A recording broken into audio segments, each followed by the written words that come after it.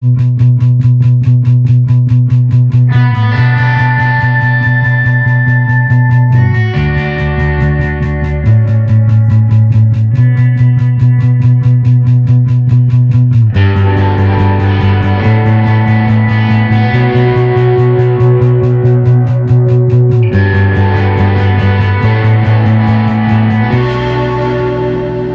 name's Dave Kay and I'm mixing front of house for Amitri.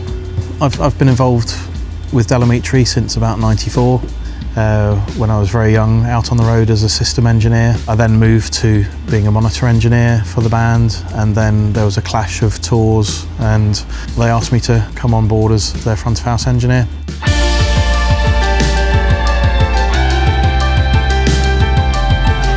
So I've got a lot of history with the band. It's a band that I really enjoy mixing. They're all fantastic players as well. They are kind of really a musician's band, and fantastic songs, fantastic lyrics. It's great to hear the band through like such a transparent system. I'm Steve Norman and I'm the system tech on this Amitri UK tour. So currently we're carrying with us per side 2 SC2 low frequency extension cabinets, 12 I-Ray with 4 V-Ray and then 4 SCP double 18-inch subs per side. The first time I heard a Coda system was at ProLight in Frankfurt, and although it was a very small system, I was amazed as I walked away from it, the vocal clarity and the definition. One of the things with Coda is the transparency of the system. You really start to hear the finer detail of your mix and also of the things that are in the signal path. It's a very revealing system. The sound that the band has is this very warm, very rich sound, and the guitars and things jump out the mixes. It's a big, meat, chunky sounding drum kit, and so it was imperative that we picked a system to have that old kind of point source sort of bite and throw. The I-Ray system delivers that, so you kind of get this, the attack and the weight of a point source system and its ability to throw it, yet you get the advantage of a line array, and it just so happens to be small and lightweight and only a biamp box. So yeah, it's by far the right choice.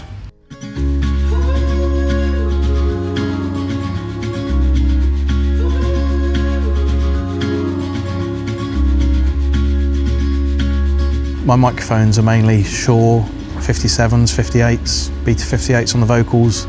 I'm using some DBX 160As on vocals just because it's a really nice quick compressor. I've got a 901 on the lead vocalists. I've got some 402 compressors, some nice BSS ones. The only kind of different thing that I've got is on the backing vocals, because both backing vocals play guitar. We've got some pressure pads on the stage with some noise running through those pressure pads.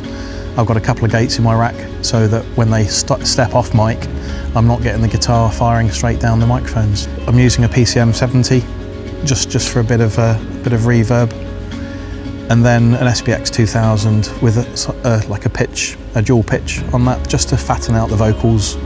I haven't really changed my choice of console because I thought when I came out on this tour, if it isn't broke, why change it? I'm a huge advocate of digital consoles, but what's the word to say?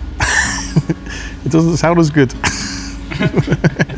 Its warmth, its detail, its definition, just how it sounds, its vibe is second to none.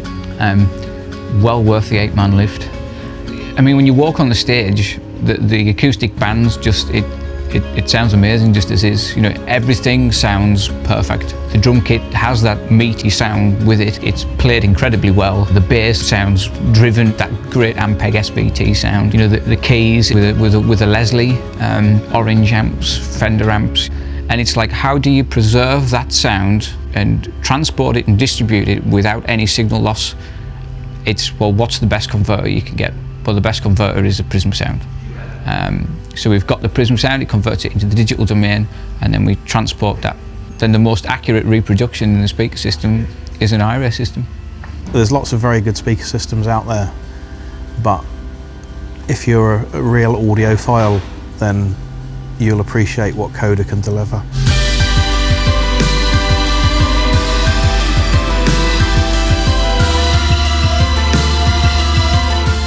at the end of the day, it's about the music, it's the songs, it's the band, and we need to deliver that vibe, that sound to the audience, and I think on this tour it couldn't be any better.